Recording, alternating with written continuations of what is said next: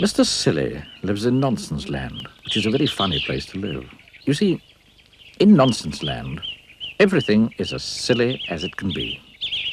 In Nonsenseland, the trees are red and the grass is blue. Isn't that silly? In Nonsenseland, dogs wear hats.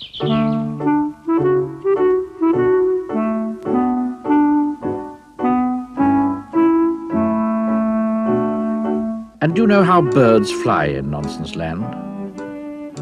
No, they don't fly forwards. Really is a very silly place indeed. Which, of course, is why Mr. Silly lives there. Mr. Silly, in fact, lives in quite the silliest-looking house you have ever seen in your whole life. Have you ever seen a sillier-looking house than this?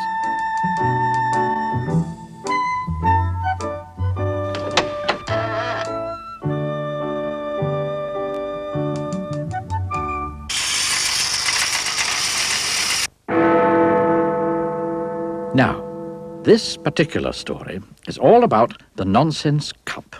You see, in Nonsenseland each year they hold a competition, and the cup is awarded to whoever has the silliest idea of the year.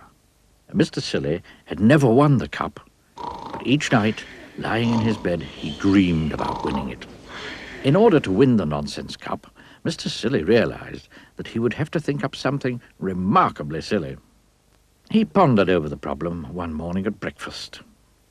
Incidentally, you may be interested to know what Mr. Silly was having for breakfast. He was having a cup of coffee, into which he put a spoonful of marmalade. After that, he had a cornflake sandwich. And to finish, he had a boiled egg. But being Mr. Silly, he ate the shell as well. Now, isn't that a silly breakfast? Anyway, this particular breakfast time, Mr. Silly was thinking how to win that cup. He remembered 2 years ago when Mr. Foolish won the cup. Mr. Foolish, who was a friend of Mr. Silly's, had won the cup by inventing a car. It was quite a normal car, apart from one thing.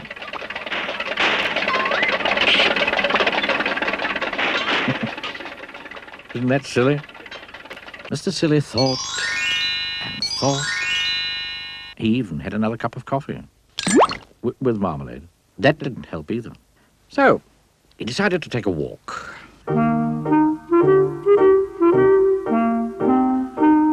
On his walk, Mr. Silly met a chicken wearing Wellington boots and carrying an umbrella. Wouldn't it be silly if you didn't wear Wellington boots and carry an umbrella? He said to the chicken. Meow, said the chicken, because animals in Nonsenseland don't make the same noises as they do in your country.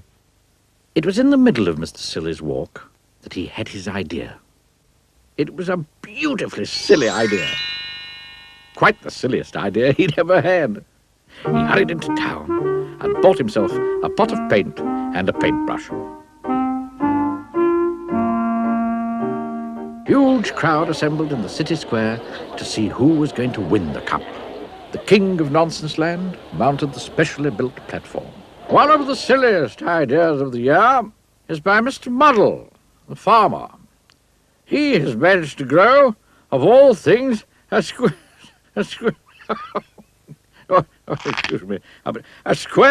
apple. The crowd clapped as the square apple was held up by Mr. Muddle for everybody to see.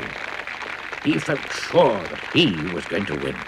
However, said the king, and Mr. Muddle's face fell, we have had an even sillier idea entered by Mrs. Nincompoop. It was a teapot, quite the silliest teapot there had ever been. The crowd broke into thunderous applause. I therefore have great pleasure," announced the king, "in presenting the Nonsense Cup to—" Just then he looked up and stopped in astonishment. Now, in the middle of the square there is a tree. It's always been there, and it was at this tree that the king was looking in astonishment. "What," he cried, "has happened to that tree?" Everybody turned to look. The tree had green leaves. Bright green leaves. Not red leaves, like all the trees in Nonsenseland, but green. There was a gasp from the crowd. It was me," piped up Mr. Silly. "I painted all the leaves green last night when you were all asleep." "A green tree?" exclaimed the king. "Who ever heard of a green tree?" "A green tree!" shouted the crowd. "How silly!" And they started to applaud wildly. Mr. Silly smiled modestly. The king held up his hands.